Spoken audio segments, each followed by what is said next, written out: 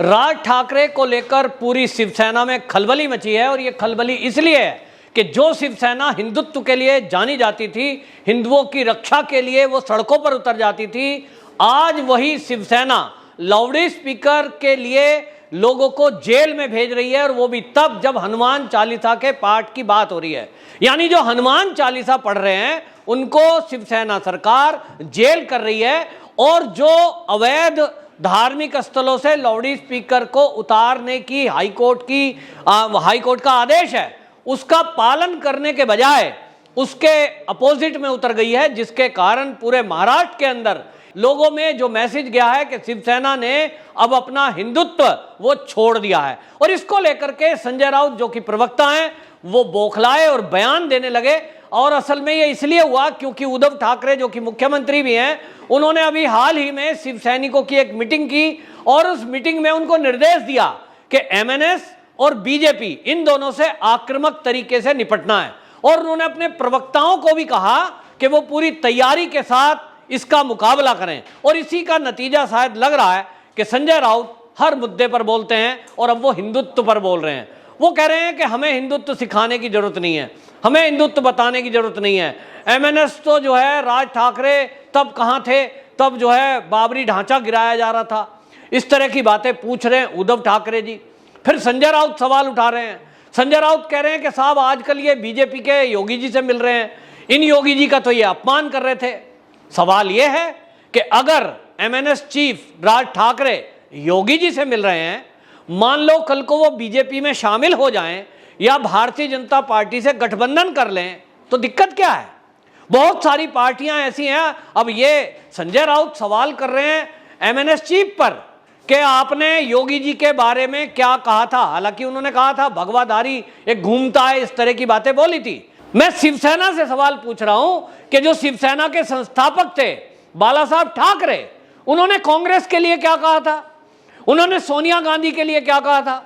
अगर मैं इस मुद्दे पे आऊंगा कि सोनिया गांधी को लेकर उन्होंने किस तरह की भाषा बोली थी और आपने तो उसी के साथ मिलकर के सरकार बना ली, तो राजनीति में जो आपके कट्टर विरोधी रहे, जिसके विरोध के नाम पर शिवसेना बनी, जो बिल्कुल विपरीत विचारधारा की पार्टी है, जो तुष्टीकरण करती आई है, जिसकी वजह से यह देश में इतना बवाल हुआ, और उसी से आपने गठबंधन कर लिया।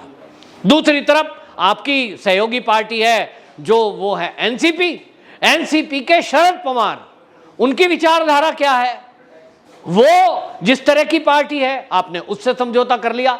तो राजनीति है, राजनीति में इस समय जो महाराष्ट्र में चल रहा है उसमें यह हो रहा है कि अब जो शिवसैनिक हैं वो शिवसैनिक अब ये समझ रहे हैं कि ये जो आज की शिवसेना है ये सोनिया सेना बन चुकी है, ये अपने मूल सिद्धांतों को छोड़ चुकी है। और इसलिए जो बाला साहब ठाकरे जी की शिवसेना थी उसके जो शिवसैनिक हैं वो अपने को ठगा महसूस कर रहे हैं।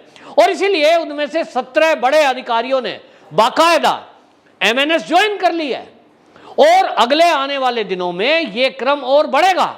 और इसी में औरंगाबाद की जो रैली है राज ठाकरे की, वो एक निर्णायक भूमिका निभाने जा रही है, क्योंकि ये माना जा रहा है कि वो जो औरंगाबाद में राज ठाकरे की रैली है उसमें बड़ी संख्या में शिवसेना के नेता शामिल होंगे, शिवसैनिक शामिल होंगे, क्योंकि लोगों का मानना है कि जो शिवसेना की मूल विचारधारा है वो हिंदुत्व की रक्षा के लिए है, महिलाओं की रक्षा के लिए है, भारत के हित के मुद्दों पर बात उठाने के लिए है। लेकिन आज की जो शिवसेना है उसके लिए शायद सत्ता सबसे ऊपर हो गई है, सत्ता ही महत्वपूर्ण रह गई है, और इसलिए सारे मुद्दे उन्होंने दरकिनार कर दिए हैं। और ये तो बहुत ही आश्चर्यजनक बात है कि कोई यदि हनुमान चालीसा का पाठ करने की बात करता है तो उस पे आप राजद्रोह का केस कर देंगे, जबकि जो शिवाजी महाराज के गुरु थे समर्थ गुरु रामदास, उन्होंने तो बाकायदा हनुमान मंदिरों की स्थापना की थी महाराष्ट्र में। तो लोग कह रहे हैं कि वाकई में ये जो हो रहा है ये जो बाला साहब ठाकरे जी की विचारधारा है उस पे नहीं हो रहा, और इसलिए बड़ी संख्या में शिव सैनिक छोड़ करके अब एमएनएस का रुख करने वाले हैं। और इसीलिए एमएनएस में जब लग गया है, राज ठाकरे को भी जब लग गया है कि आज की डेट में आप देख लीजिए, एक तरफ कट्टरवादी सोच लोग हैं और एक तरफ हैं राष्ट्रवादी सोच के लोग। अब ये दो धड़े हैं, तीसरा धड़ा कोई नहीं है। अब आप देखें, जब कहीं सरकार का, जब कहीं किसी विधानसभा या राज्यसभा का चुनाव होता है तो आप देखेंगे सारी पार्टी एकजुट हो जाती हैं और सारी अपनी आपस की लड़ाई भूल जाते हैं और एक ही लक्ष्य होता है कि भारतीय जनता पार्टी को कैसे हराएं। कम्युनिस्ट भी मिल गए, कांग्रेस भी मिल गई, सपा में बसपा, सारे मिल जाते हैं। और ऐसे में अब महाराष्ट्र में भी जो हो रहा है उसके चलते माना जा रहा है कि एमएनएस अब जल्द ही भारतीय जनता पार्टी के साथ मिलकर के खड़ी होगी।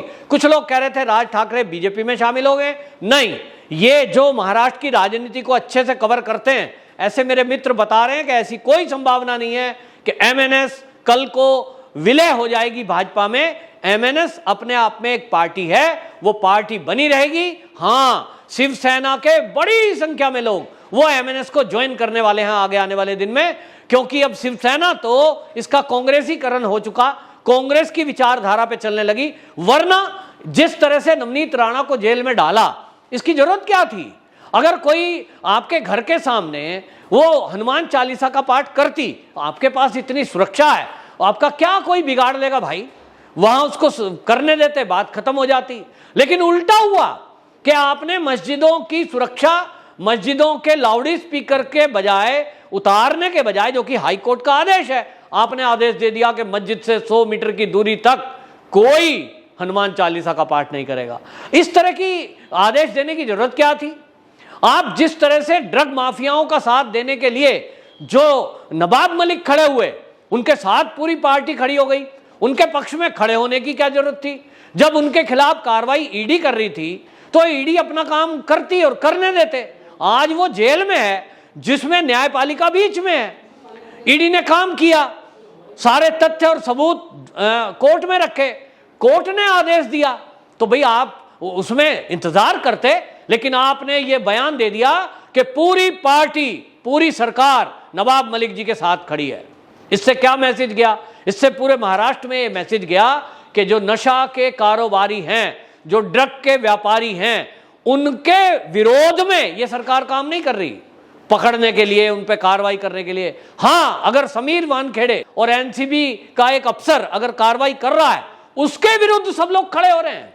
तो मैसेज क्या गया? जनता में मैसेज गया कि भाई ये तो नशाखोर हैं, ये उनके साथ हैं नहीं हैं, ये मैं नहीं कह रहा हूं, लेकिन जनता को ये मैसेज गया।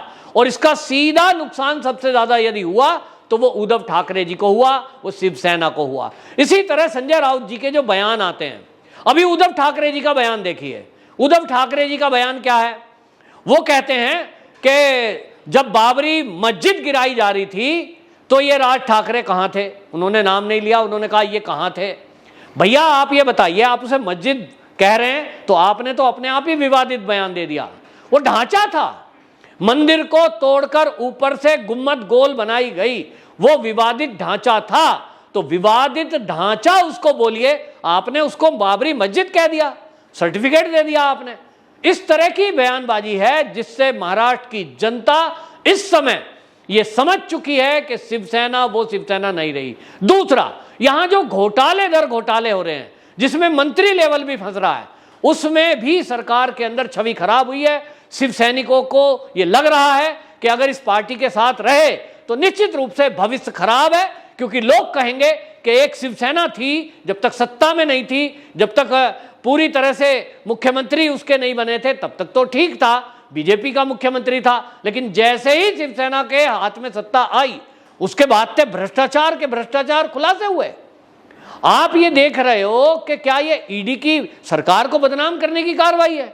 आप ये बयान देते हैं कि हमारी सरकार को बदनाम करने के लिए ईडी सीबीआई का इस्तेमाल हो रहा है। अरे भाई, ईडी सीबीआई का इस्तेमाल सरकार को बदनाम करने या सरकार को गिराने के लिए नहीं, अपराधियों के ऊपर हो रहा है। और जनता आज समझती है कि अगर अनिल देशमुख जेल के अंदर बंद है तो वो निर्दोष नहीं है, कि कोई अपराध किया ही नहीं तो भी आज इतने दिन हो गए जेल के अंदर बंद है, हर बार उनकी जमानत याचिका रद्द कर देता है कोर्ट। क्या कोर्ट भी बीजेपी वालों की है? ये सवाल है।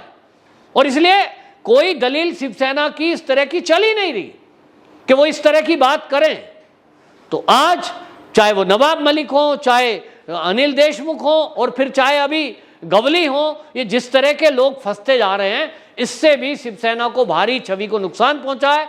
और अभी हाल ही में जो बीएमसी का चुनाव होना है, इसको लेकर के जिस तरह की सभी पार्टियां तैयारी कर रही हैं, इसमें सबसे ज्यादा इस समय विरोध जो है वो शिवसेना का हो रहा है, क्योंकि एनसीपी के शरद पवार का आप देखेंगे वो नपा तुला बयान देते हैं और वो फ्रंट में भी नहीं है। काम चाहे बेशक उन्हीं के कहने से हो रहा हो, काम चाहे कांग्रेस के कहने से शिवसेना कर रही हो, लेकिन फ्रंट में कौन है? शिवसेना। और इसलिए शिवसेना को भारी नुकसान हुई है। और इस लाउड स्पीकर मुद्दे पर, हनुमान चालीसा के मुद्दे पर, हिंदुत्व को बाकायदा इसके सब लोग समझ रहे हैं। ये कितना ही कह लें कि हम गदाधारी हैं, हम गदाधारी हैं, लोग समझ रहे हैं कि कौन गदाधारी और कौन घंटाधारी है। इस तरह के बयानबाजी से खामोखा और ये अपनी छवि को खराब करने में लगे हैं। इसका खामियाजा आने वाले बीएमसी चुनाव में शिवसेना को भुगतना पड़ेगा। और एमएनएस और राज ठाकरे एक बड़ा नेता बनकर के महाराष्ट्र में हिंदूवादी चेहरे के रूप में उभर रहे हैं। वंदे मातरम।